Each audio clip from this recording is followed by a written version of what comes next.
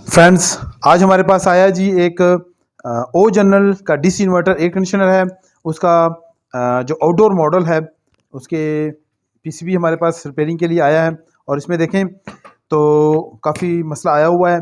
तो आज हम आपके साथ ये शेयर करेंगे कि आपने जब ऐसी सिचुएशन हो तो पीसीबी में क्या करना है।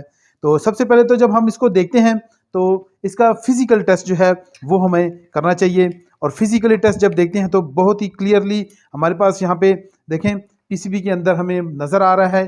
तो इसका जो देखें इस वक्त ये इसका मैं आपको दिखा सकता हूँ कि यहाँ पे देखें ये स्विचिंग आईसी जो है ये इस वक्त ब्रस्ट कर गया हुआ है। ये तो मुकम्मल तौर पे ऐसा लग रहा है कि इसने काफ़ी ज़्यादा हाई वोल्टेजेस वगैरह आए हैं या कुछ स्पाइक आई है, तो उसकी वजह से ये जो है वो शॉर्ट सर्किट हो चुका है, बल्कि उड़ चुका है।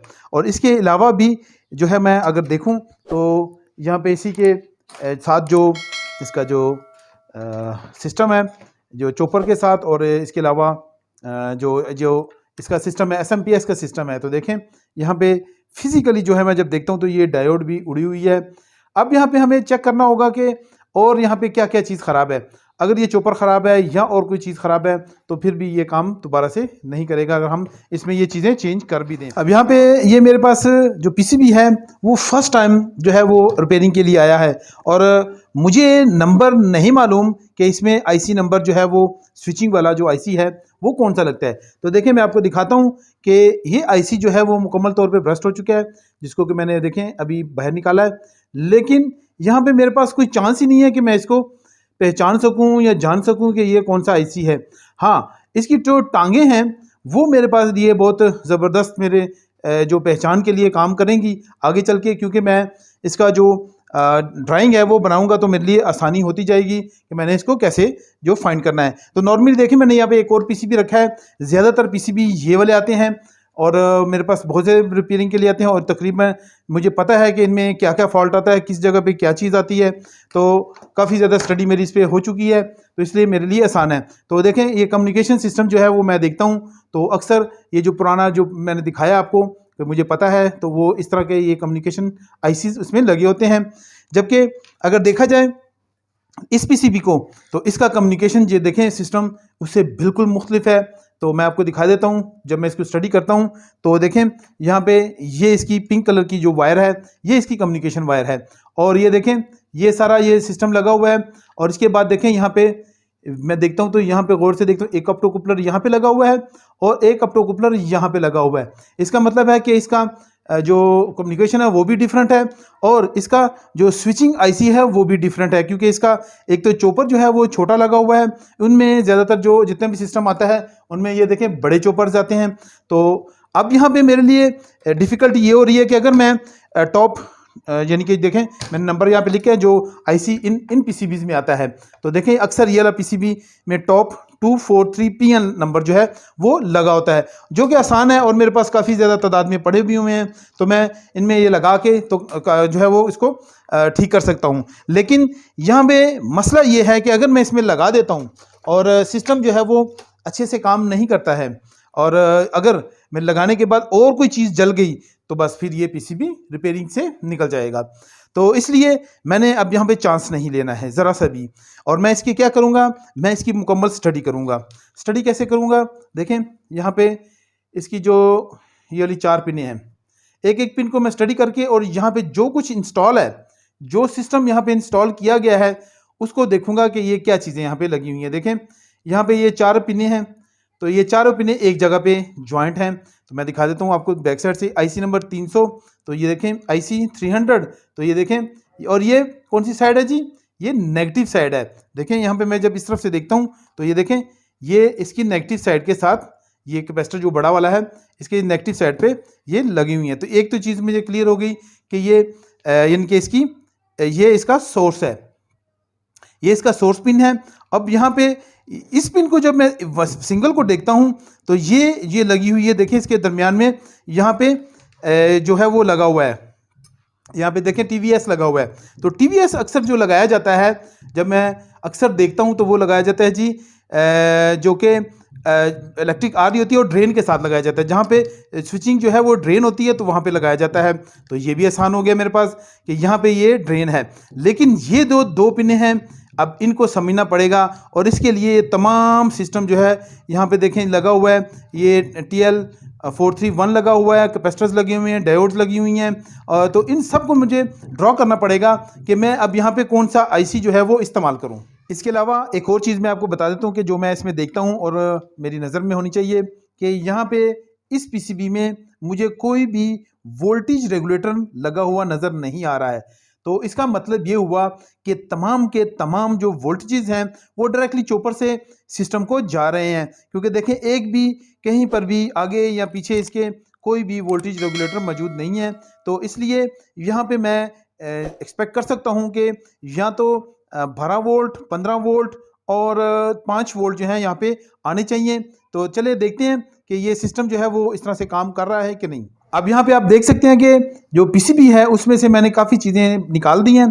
तो देखें ये चॉपर निकाल दिया है, जो इसका स्विचिंग IC था वो तो मैं ऑलरेडी निकाल चुका था, और इसका एक कैपेसिटर मैंने निकाला है। तो जो इसके नीचे प्रिंट्स हैं वो मुझे अच्छे से जो है वो नज़र आने शुरू हो गए हैं और मुझे आसानी हो जाएगी इसकी जो स्कीमेटिक डायग्राम है वो बनाने में।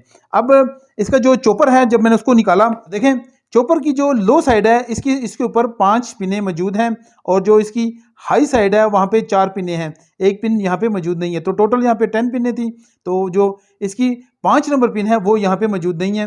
अब मैं आपको दिखा देता हूँ यहाँ पे भी। तो देखें ये डायग्राम में देख सकते हैं आप। तो ये जो चॉपर है देखें 1 नंबर पिन से लेकर 4 नंबर तक पिन मैंने ड्रा कर दी है। इसके अलावा यहाँ पे मैं आपको दिखाता हूँ कि यहाँ से देखें 5 से लेके 10 तक ये मैंने ड्रॉ कर दी है। अब यहाँ पे मैंने स्टार्ट कहाँ से लिया है जी, आप देख सकते हैं कि मैंने स्विचिंग IC जो है जो कि हमें मालूम नहीं है, तो इसको मैं कर दूंगा क्वेश्चन मार्क, क्योंकि हमने यहाँ पे मालूम करना है कि हम कौन सा जो है वो स्विचिंग IC लगाएंगे। अब ये क्वेश्चन मार्क हो गया। अब इसके बाद देखें मैं आपको दिखाता हूँ कि मैंने क्या किया है जी। तो यहाँ पे मैंने जो इसको ट्रेस किया है इसमें, तो यहाँ पे हमें 320 वोल्ट यहाँ पे आ रहे हैं। इसके बाद जो DC माइनस है या नेगेटिव पॉइंट है वो सोर्स में जा रहा है और जो DC पॉजिटिव है वो डायरेक्ट चॉपर में जा रहा है। अब ये स्विचिंग IC ने ये सारा कमाल करना है, यहाँ पे स्विच करना है ताकि ये चॉपर जो है वो ऑन हो सके। इसके बाद आगे जो सिस्टम मैंने देखा है, तो मैं आपको कह रहा था कि इन जो कैपेसिटर्स हैं इन पे वोल्टेजेस बनने चाहिए। तो यहाँ पे वोल्टेजेस बनेंगे तो बाकी आगे सिस्टम जो है वो काम करेगा। तो देखें यहाँ पे ये कैपेसिटर जो है कैपेसिटर नंबर 316, जब मैंने इसको स्टडी किया तो ये सिस्टम जो है वो जा रहा है जी सारे का सारा जो कंप्रेसर ड्राइव का सिस्टम है या IPM है उसकी तरफ जा रहा है। तो इसका मतलब है यहाँ पे हमें 15 वोल्ट मिलने चाहिए। इसके बाद जो अगला पॉइंट मैंने स्टडी किया वो है जी ये वाली डायोड। तो ये डायोड जो है यहाँ पे हमें 5 वोल्ट आने चाहिए इस कैपेसिटर पे, तो जो कि कैपेसिटर नंबर 314 है। तो यहाँ पे हमें 5 वोल्ट मिलने चाहिए।